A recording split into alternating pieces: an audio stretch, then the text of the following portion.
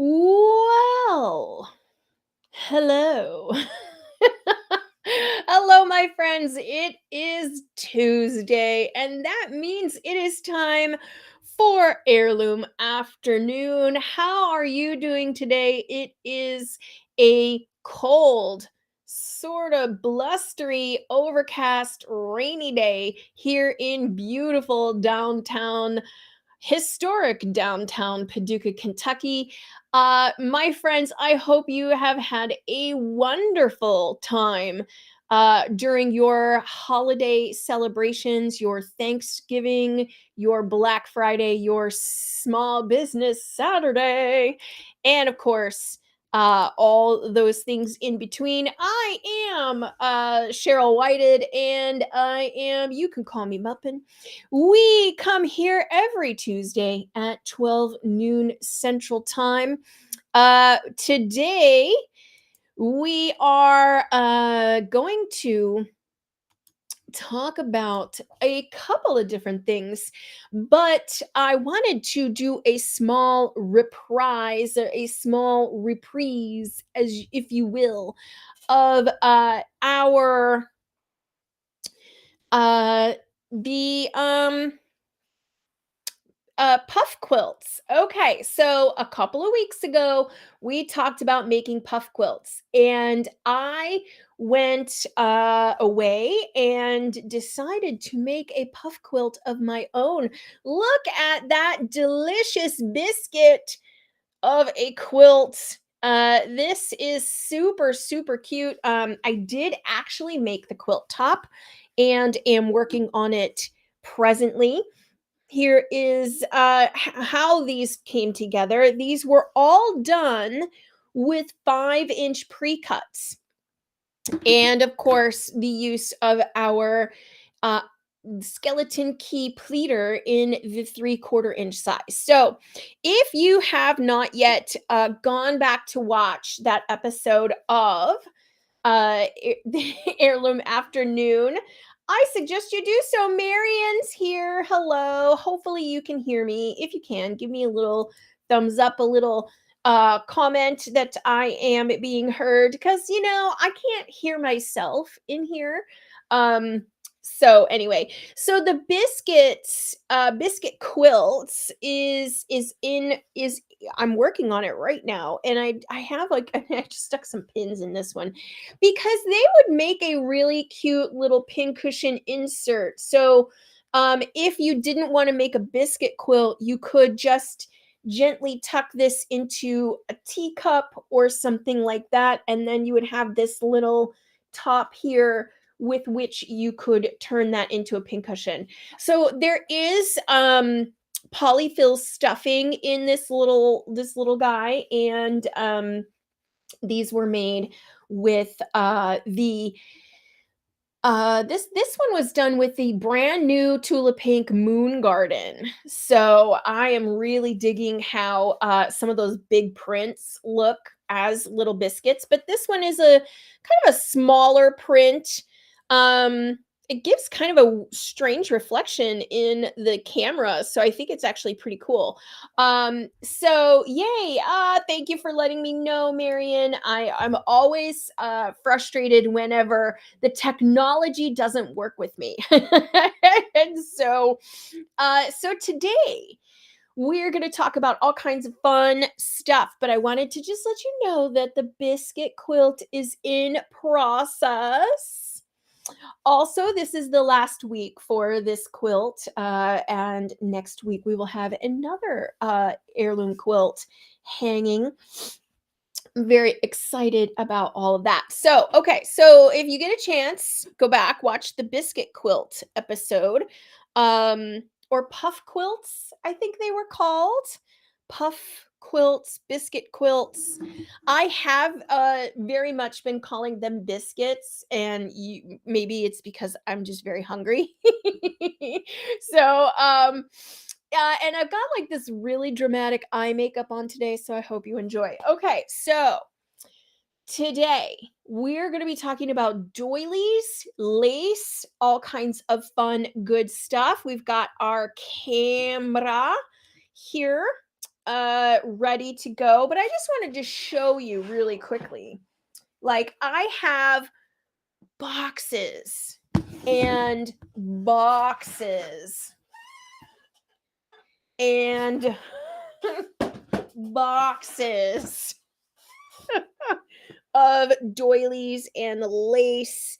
And while I don't plan for us to go through each and every scrap in these boxes because that would take more hours than we have, but I do want to talk about basically the care and storage of these because I even am not caring and or storing these more as properly as I should. Now, we're going to also talk about like how you can use your doilies and trust me, I am that person. I use doilies everywhere. I'm sure that when people come into my home, they think I am a 90-year-old woman because I live in a feel like I live in a different era.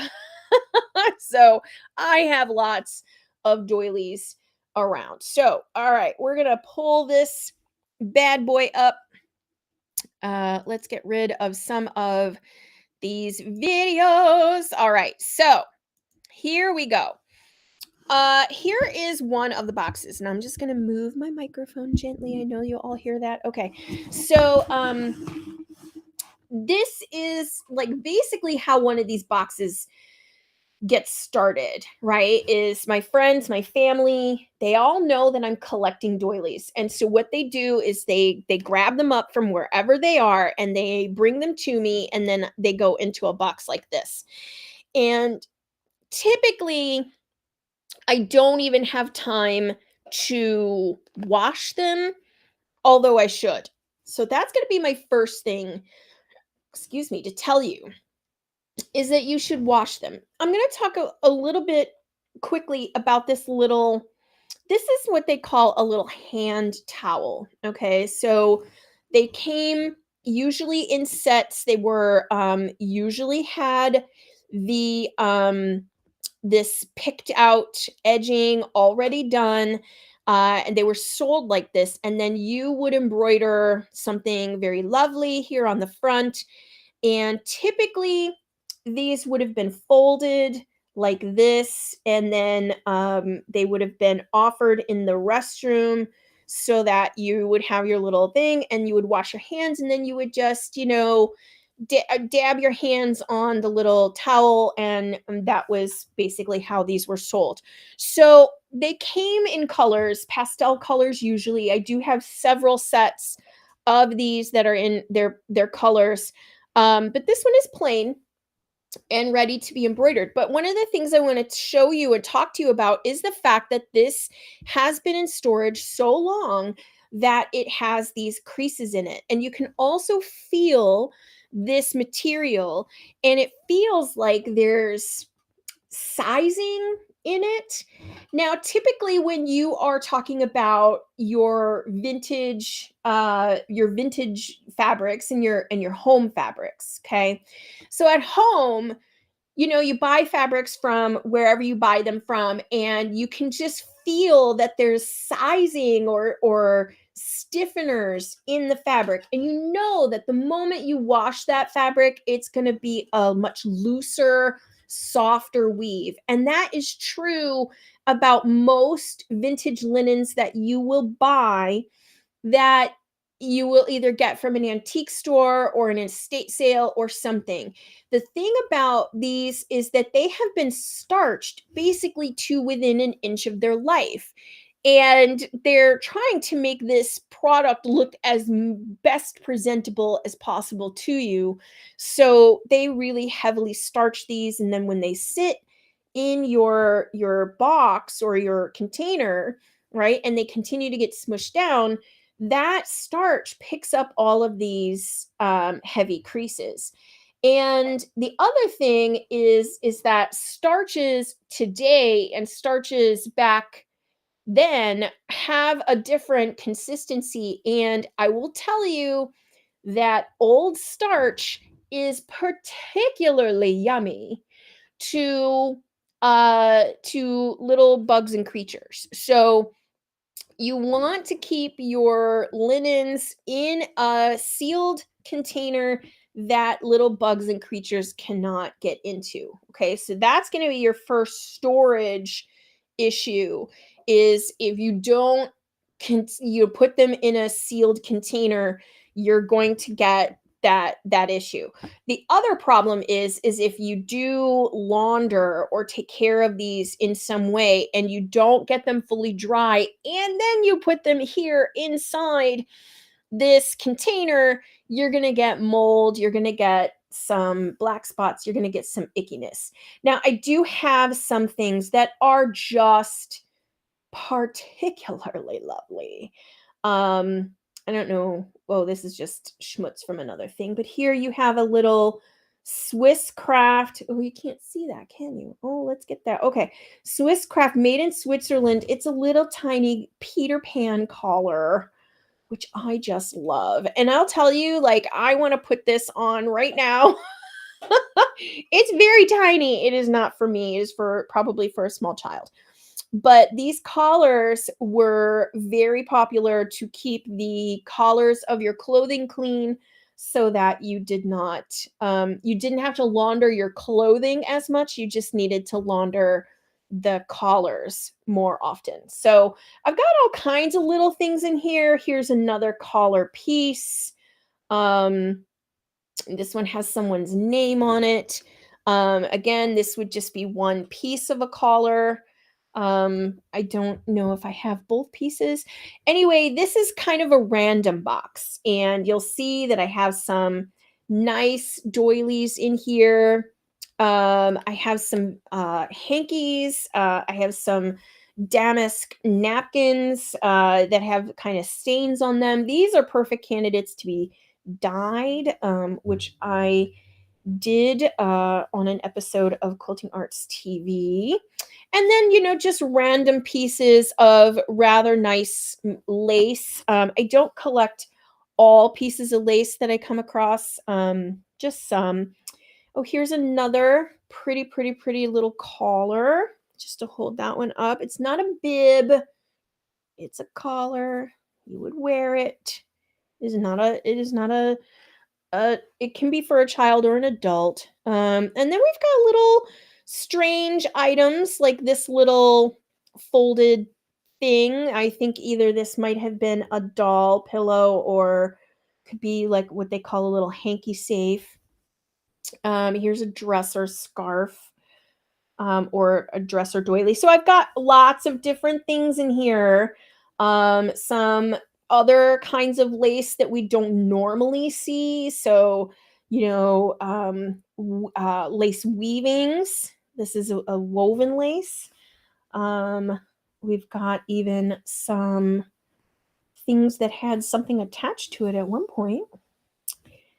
And so it goes on and on. And then of course there's pieces of hankies that have been ripped. I keep this stuff because you never know what little projects, a little mixed media project I might make out of it.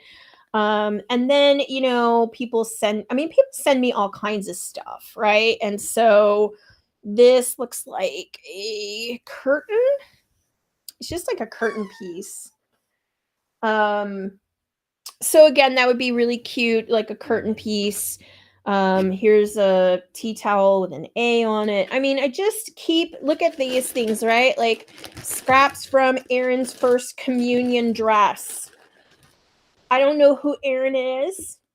I don't know, I don't know what her communion dress looked like, but somebody put this in a bag and here I am. This is really lovely organza fabric. So once again, something I keep inside here.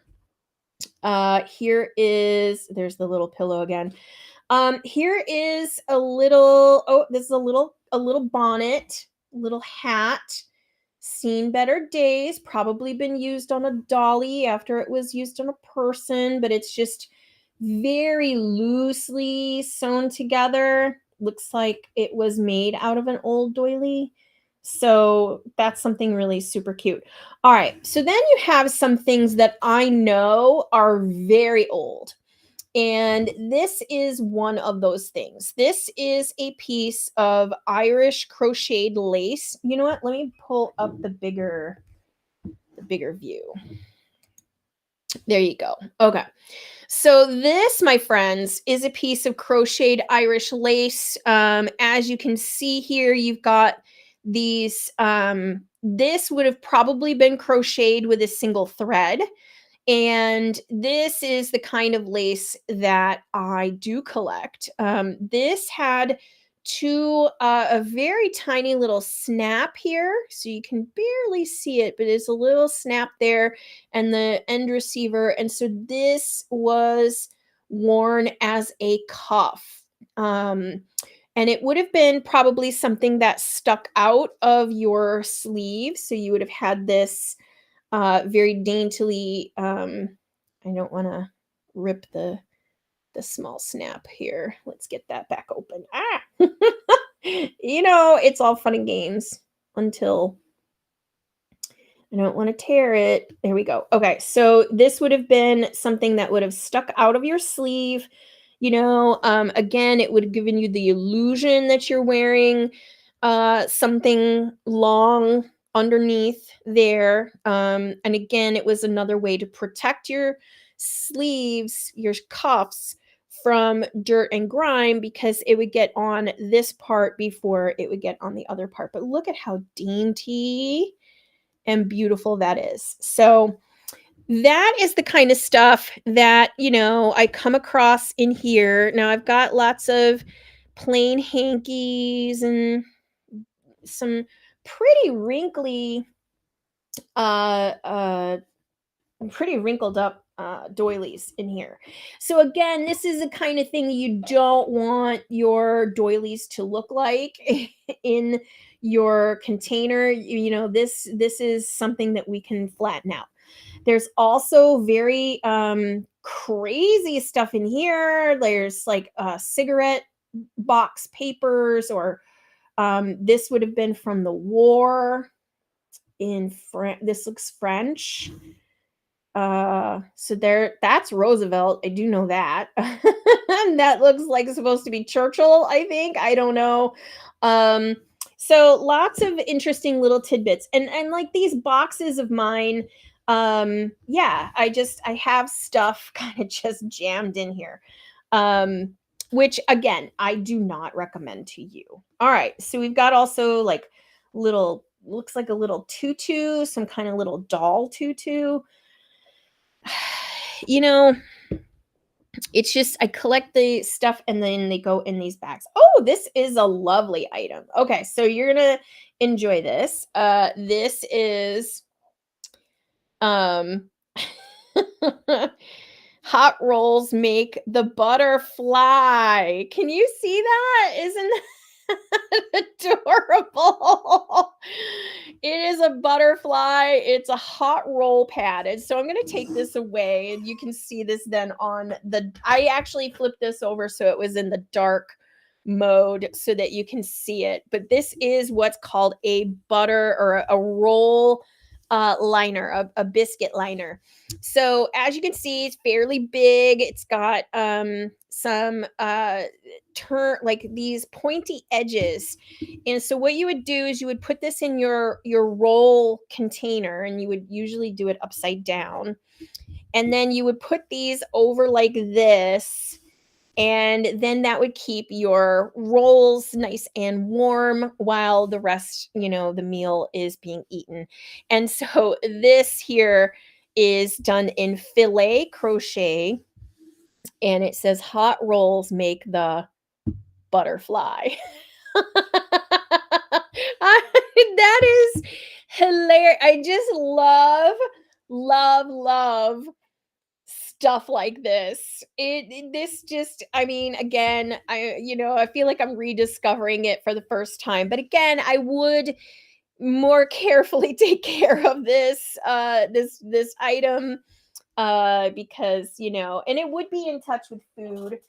So we would want that to be taken care of. Okay, so then what else we got in this box that I can show you? Oh, these are some lovelies. Now I've got some vintage ribbon in here. This is easily 50, 60-year-old ribbon. We've got more tea towels. Here's another tea towel with some like a Asian theme going on. We've got some doilies with some like Battenberg type tape lace.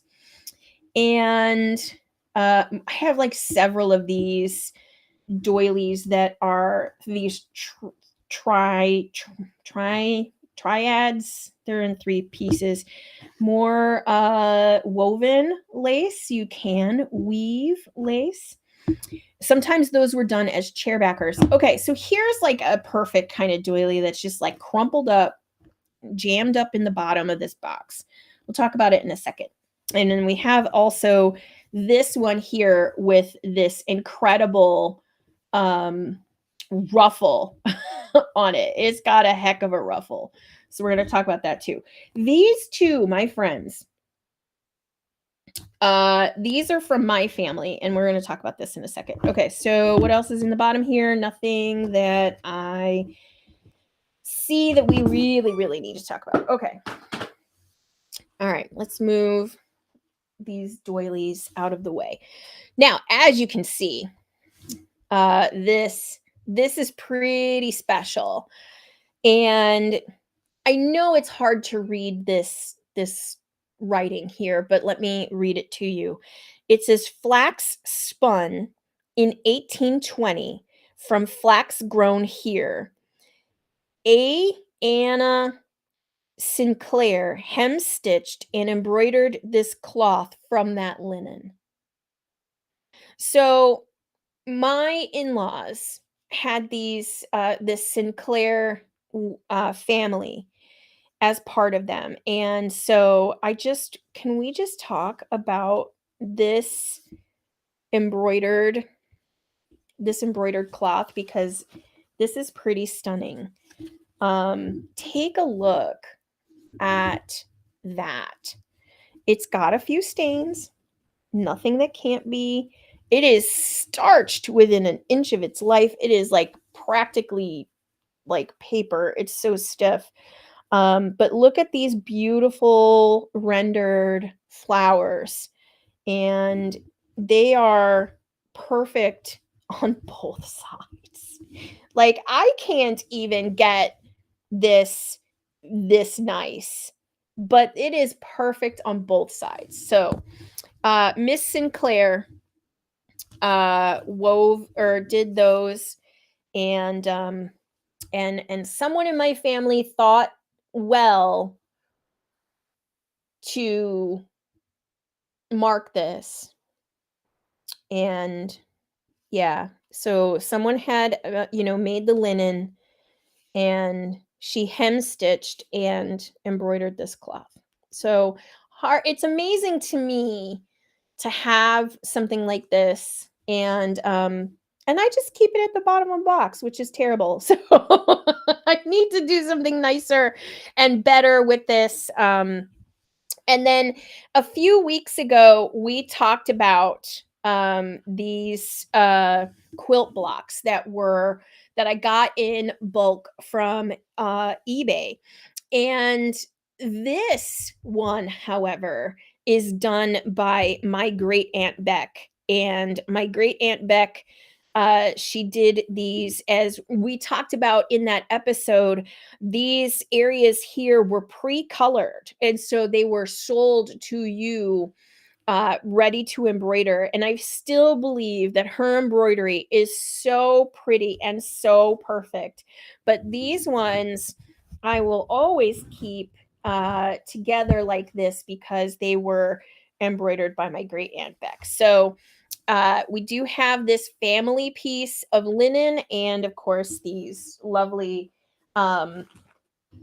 things. So again, I collect random scraps from Erin's first communion dress. I don't know who she is, but thanks for your scraps and 25 cents. and you get even some really nice woven dinner napkins and things like this. This can all be used in your quilts. You can use all of this stuff. Okay, so do not be afraid to use that. Look at these little collars. I do have a whole box just labeled for collars. And so um yeah, yeah, I have a whole box of just collars. We're not going to talk about those today though. We are going to talk about this box of doilies though. Where is the Okay, this one is just lace and doilies. And I do have a box just of lace. Oh, goodness. All right, we'll talk about this box next because there's going to be something in this box that we can definitely use as a demo. Where's my mouse? There we go. Okay. All right, so we've got this box. And again, I don't recommend you store your doilies like this because they just get jammed around. Okay, so in addition to just pieces of lace, which I believe some of these are just pieces and not necessarily doilies, we're going to talk specifically about a doily like this, okay? Because this is going to be the kind of doily that you have pretty regular, pretty normal, something you have around the house.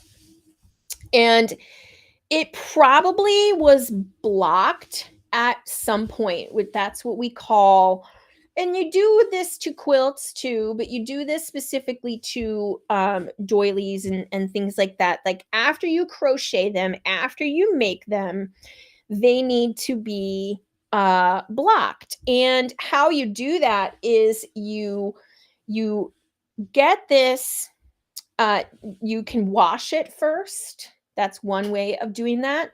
I mean, just doing this alone, this small bit of stretching, has definitely helped. But you can see here's just still like a bubble in the piece. And I'm gonna bring out what I think is probably the most gross uh, thing, but it does help. And this is a June Taylor pressing mat that I got probably 25 years ago. And they still make them, they still sell them. They have a cutting board on the other side. And why I like this is because it's got these round presses. Can you get one of these specifically just for blocking doilies? Yes, you can. I personally like the thing I can use more than one way. Your mileage may vary. So what we do is, of course, we can cover this, or this is pretty clean. Don't worry. I know it looks pretty dirty, but it is clean. You get this wet, and you then take the areas of the doily and you're pinning it into the pressing mat so that you get all of the sections even and flat. Okay, so that's where you see how this is all bubbled up. We don't want that to be like that. So we're going to keep pulling it, and then you're going to try, if you can, to keep it within this circle where you want that center to be right there at that plus. Okay, and you're going to just, and you may need to move your pins occasionally, and you're just going to keep pulling and pinning and pulling and pinning as you go around. And that's going to help spread out all these stitches and make them look like they should have when this was, either from a book or anything like that. So you're just going to keep doing that all the way around. And what this will do then, because this is wet, it will dry flat and it will dry in the proper shape. The other thing you're going to want to do is you're going to want to look for these sections like right here where you have these, and you don't want them to um be smushed down like that. So you can pull up one of those sections and pin it so that it stays so that it's nice and perfect. So you want that to so you're going to use a lot of pins as you go around, and you're going to get all those sections pinned. You're going to be able to pull this so that it is very close to that circle. You're going to try to make sure you keep that center where it is. And that's going to make these doilies lay flat, and they're going to then um, be nice and uh, ready to be used in your house. So the thing is that then I don't want to store this like all crumpled up anymore. I want to store it flat. And that's where those flat boxes come in handy, those plastic flat boxes. If your tub, like the tub that I have here, if your tub can accommodate them flat, I would use that.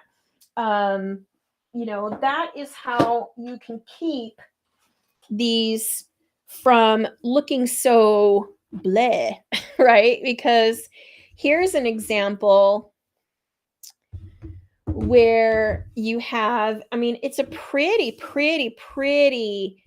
um this is like a shelf scarf, or you can put this on the back of your sofa, or the back of your, and this has been either washed or laundered or somehow already and it's in pretty soft condition, right? I mean, when I pick it up, it's just blah. So what will happen is this one you want to give a little bit of starch. Some of that Mary Ellen's Best Press is good. The Soak brand makes a spray starch called Flatter, and when you go to pin something like this, you're going to need a bigger board. You could do this on your ironing board as well.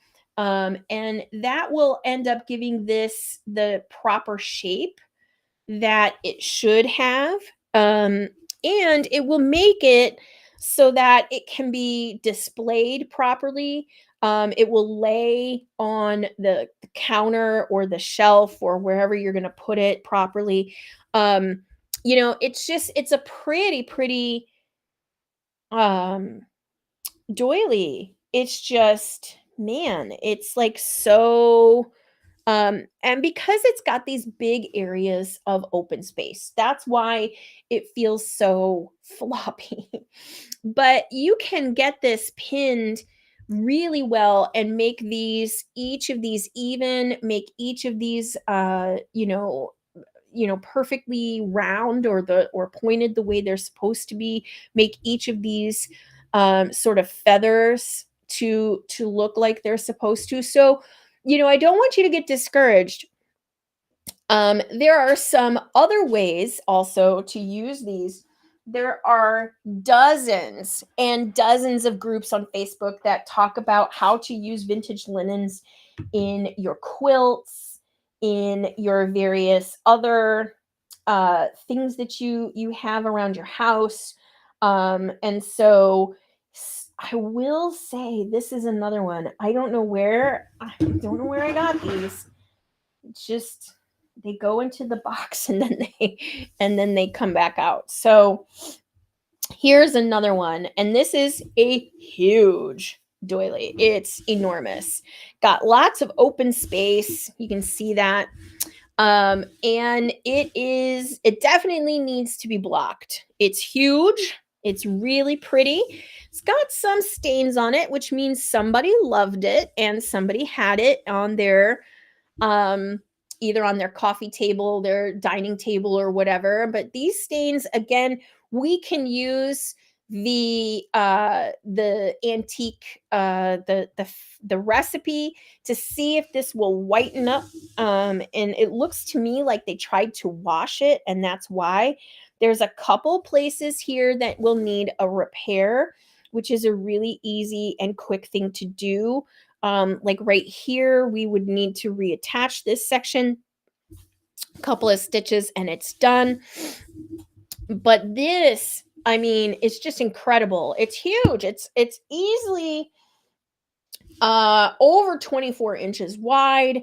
You've got these beautiful like peacock like feathers here. Somebody worked very hard on this, and that's why I save these. But wouldn't this be absolutely stunning on a darker color attached to a quilt and quilted, you know? So these are the kinds of things that I always think would be kind of neat.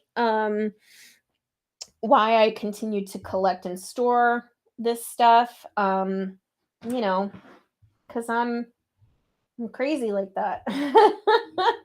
I do have lots of other like smaller pieces, more crochet, like filet crochet. These are a couple, speaking of peacocks. Here's another one. It's a couple of peacocks, um, and a bowl of fruit. Just kind of wild, right? Like what you could crochet. And so there's a million crochet books out there that will teach you how to make these. But again, a lovely little square project for a square, probably for a square table. You know, that would be really lovely. And then there was like machine made lace. So this is a piece of machine made lace. I don't know what happened to this section. This is just how I got it. And more than likely someone would have just cut this away in order to have the individual medallion, and you could apply this to a quilt, you could apply this to, you could use this in a mixed media project. So there's a million things you can do with doilies that don't always just have to be um you know, uh, uh, in your on your table. Okay. I've seen people make some beautiful items out of them, and that this is another piece of machine made lace, and it has a machine applied edging to it. It would have been sold just like this.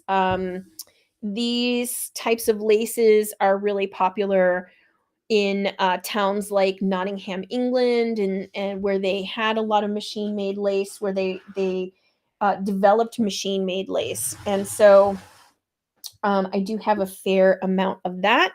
We've also got a piece like this, which is on a ground. And has been stitched out by machine. This one's seen better days. So we've got a few of those. Here's another piece of machine made lace that, again, they just come in various different pieces and sizes and whatnot. And, the motifs were in, this one was inserted into a garment of some kind. And yeah, I've got a lot of machine made lace in this box.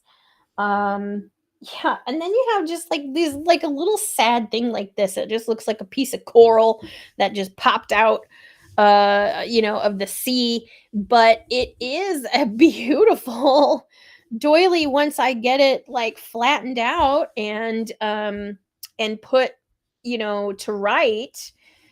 This would be a good candidate for having on my board here. It's not very big, and once you get all of this like stretched out, right, you can imagine that there's like a vase or a candlestick here in the middle, and that way you have all of these beautiful things around it. And this is just how these things came about. Here is a pillow cover. I don't know why I have this. It's got a beautiful piece of insertion in here. And so someone did all this beautiful work to do this insertion. It's got a pillow back to it, so it is a pillowcase. Um, Very frou-frou. I don't know why you are in my in my box here of, and here's some more machine made lace. So we've got lots of ideas here, right? Like I can see using this kind of fabric in a quilt, or in, attaching this to a quilt, because you can do some beautiful quilting in between all of these spots. I am a longtime multi-purposer, so if you can find stuff like that, absolutely I do. Here's a pot holder. It's crocheted. How can we tell it's a pot holder? Well, one is the loop. Two, it's got two layers. And so you'll see it's got kind of a front and a back here. And that is, these are really popular as well.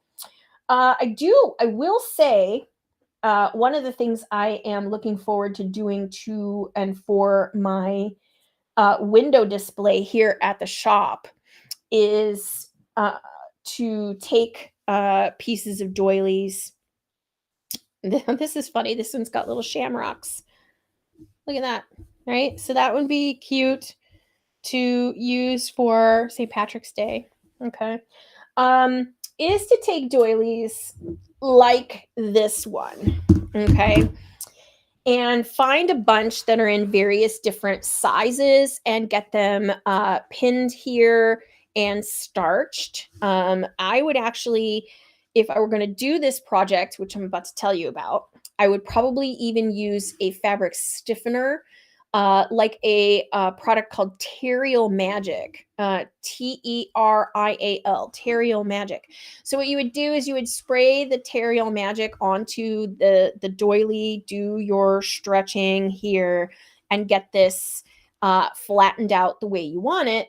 And then, come back with and do that with other doilies that you have. Here's another one that would be good. Okay. So you would take something like this and do the same thing. You've got, dozens and dozens. I've got dozens of these. I think someone wanted to sew all these together. I have so many of these. But what you could do is get this, put it on here, get it pinned nice and round, flatten it, and then put spray Terrial Magic on it, and that will make it nice and stiff, almost to the point where you could pick it up and almost like a piece of paper, right? It would be just completely flat. So then you can attach a string, an invisible string, some clear thread, and these could be snowflakes in my front window here at the business. So that's one of the many things I have been planning to do with many of these doilies. I also have a very good friend who definitely dyes. She dyes old vintage doilies, and so what she does is she looks for small doilies like this one. You know, it's probably what they call like a chair pad. Okay, so if you had in like your armed chair, right? You had the back, right? And you would put a doily over the back, and then you would have both of the arms. You would put a doily like over the arm of the chair, like this. Okay. And that's, of course, just to keep the chair area from getting dirty. You'd rather have the dirt on a doily than you would on the actual chair, which is harder to clean. So these would have been like chair covers. And usually you can find them in sets, but something like this makes a cute little chair, like, or a little prayer flag, or something that you can applique down on a quilt. I really, really love the versatility of these things, even though we won't probably be using them on our quilts the way people did, you know. Of course, there's just like fabric you can buy that is like a doily. And again, here's another chair pad. Uh, or no, this was an insertion. This was inserted into an outfit. And how can we tell that? Well, let's bring that up. All right. How can we tell? Well, it's got parts of the remnant of the fabric attached to it. Okay. So we can see that it's got part of that fabric still there. And we've got, it on all four sides. And so more than likely, this was on the front of an outfit. That was really popular in the 20s to do that. It does not give me a sense of what kind of thing it is. It's probably like a little flower spray. And it looks like it's reversed on the other side. Here is definitely a chair pad. Again, some kind of bowl of fruit, but this one would have been on the arm of a chair. So these are really, and here's the other one, the one this is not the one with the as my husband calls them, the chickens. This one has got like a butterfly here, and it looks like this is supposed to be some kind of flowers or bowl of fruit or something. Sometimes it's hard to tell what they used to be. Here's another strange doily, 3 connected. Hard to tell what that was supposed to be, or if it was like a abandoned project. I've got lots of abandoned projects in here. Again, pieces that could have been a machine made, just bought as a design. You've got on this one, you've got a little person. You see her? And so you've also got that on the other side too. Little girl, ship wheel, candle. It's cute. It's real cute. So, there's lots of those kinds of things in here. Some that have, of course, been through the ringer, but those are the ones that, again, you can try to repair and turn into something for your quilt. Here's another one, just mangled. Who knows what it was supposed to be? But these are a lot of fun, right? So you've got all these different types, and once you get them taken care of and flat, and you can see that people have like cut into this piece um and tried to repurpose this for other things, so you can do the same. But the thing is I feel like we are honoring the maker by continuing to use it. So don't be afraid to not use it. I don't want you to think like, oh gosh, it's too precious. There's very few doilies that would be so good or so perfect that you shouldn't use it. I mean, there's very, very few. This was done in mass production from a book or something. I'm not trying to say don't save them. I'm just saying you don't have to be so precious with them. Now, here it looks like these are pieces for a yoke of a gown. Okay. And you're like, what are you talking about? These pieces are more than likely for a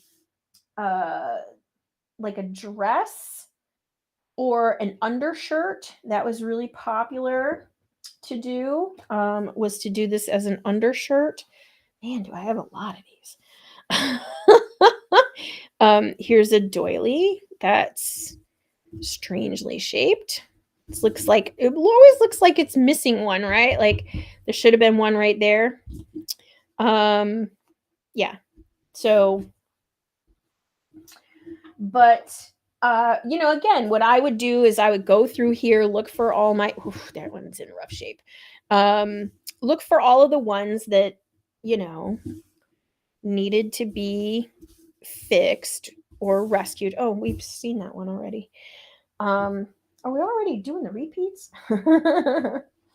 Oh, here's a really neat thing. It's like crazily in this box. All right, come back. Where did you go? I have a lot of repeats. A lot of things. Like I said, I don't know if they were supposed to have been all together as part of something. Like, could I take them and attach them and make them into something that would be kind of cool? I just saw you, little project. Where are you? There's just so much cool stuff. And I just have so much boxes and boxes of it. So you're like, what are you going to do with it all, Cheryl? Well, I'm glad you asked. Some of this is going to go for sale in my shop. This is a pretty piece. That's a gorgeous one. I love that. Some of this will go for sale in the shop. Some of this is going to stay in my collection. I'm going to have a few pieces that I definitely keep. But yeah, some of this is going to go, be sold. Back to the world. I can't keep it all. Here's one that I absolutely adore. Not round. It's like in an oval shape. And these get really roughly. So they need a lot of care to make them flat. This one is, I just love that oval shape. Well, I seem to have like it has disappeared into the box and it's gone. I don't know where you went, but you are gone. And then there's this piece. I have a couple pieces of this. And it is done in 2 different colors. So that is not you. That is this. It is done in 2 different colors. So there's like a different, like a tan and a white. Don't ask. I don't know why. These are kinds of things you come up against and you're just like, why is it like that? I don't know.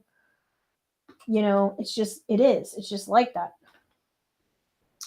Anyway, the piece I was looking for is it's a curtain, and it was a piece of a curtain, and it has disappeared into the bottom of the box. All right, and then there's just the occasional little sweet, like tiny doily. This was supposed to have been some kind of applique. It looks like somebody tea dyed it at one point. But yeah, so the curtain piece, I don't know. It wasn't here. No, it's not. All right. So we're almost done. And I want to talk to you also about lace because God only knows I have just as much lace as I do doilies. And my family, you out there who are watching, and I know you do because you send me this stuff all the time. Please just keep on sending it because I sure do use a lot of it. There's even a dress in here. It's a Victorian skirt. It's very old. I don't know why that's in the lace box, but I'll accept it.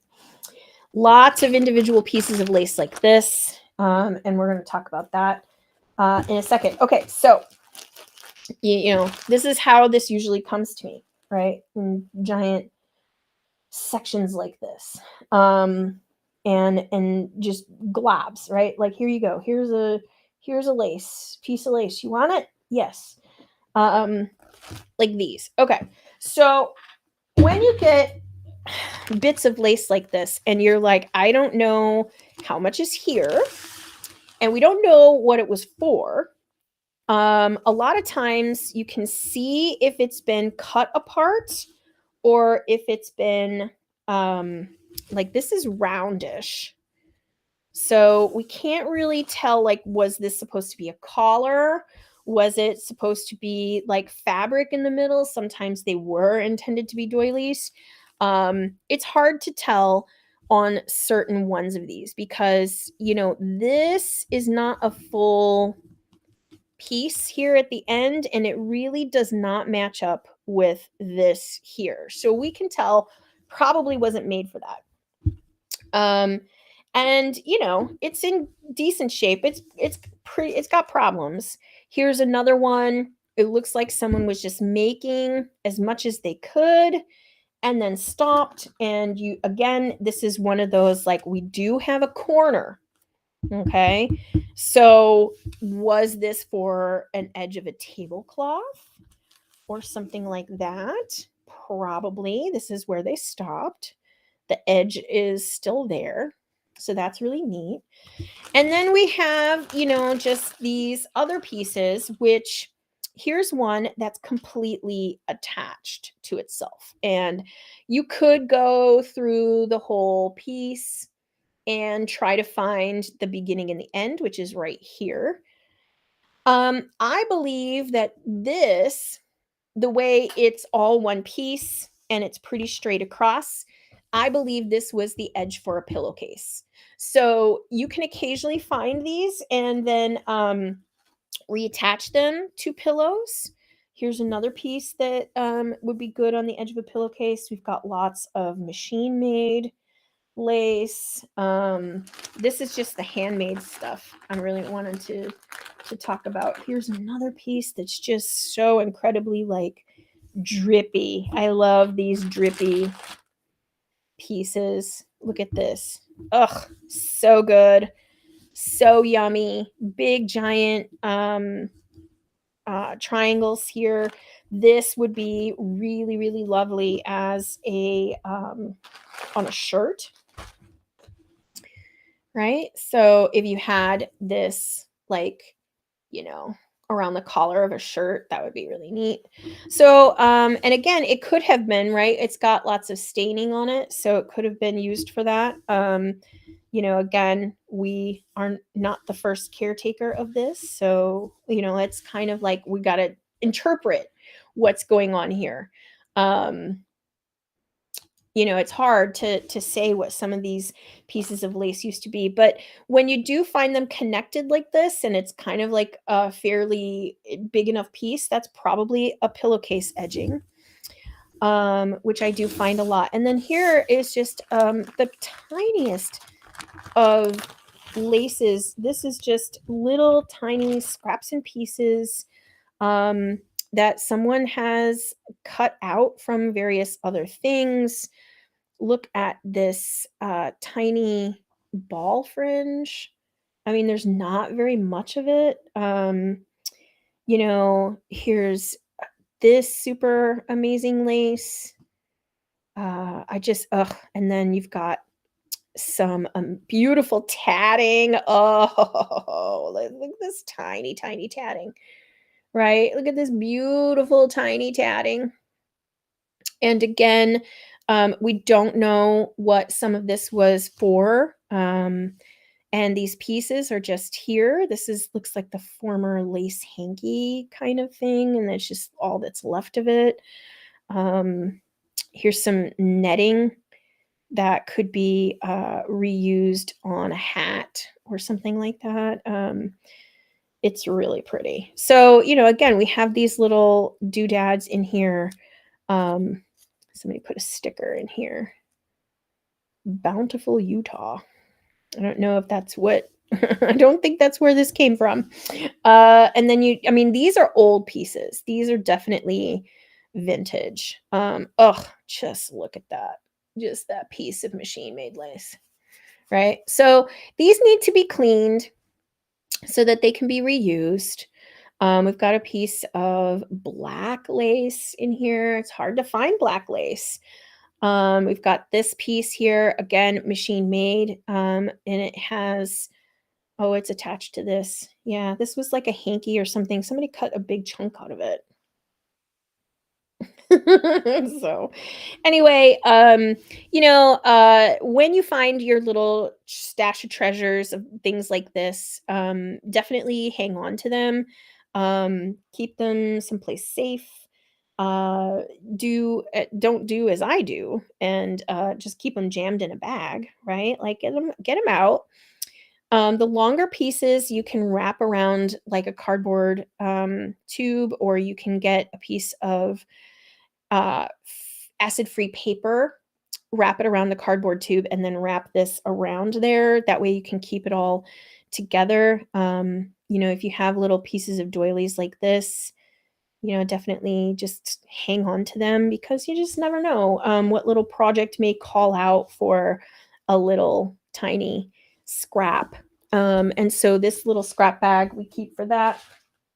Um, and then just other, pieces in general of lace. Here's another way that I keep them wrapped up and together. So sometimes I'll just make sure that it's all together and I'll just make sure that it's on either on a card, but this is just wrapped against itself. So that's a way to keep. Now this is bobbin lace. So, that's pretty awesome.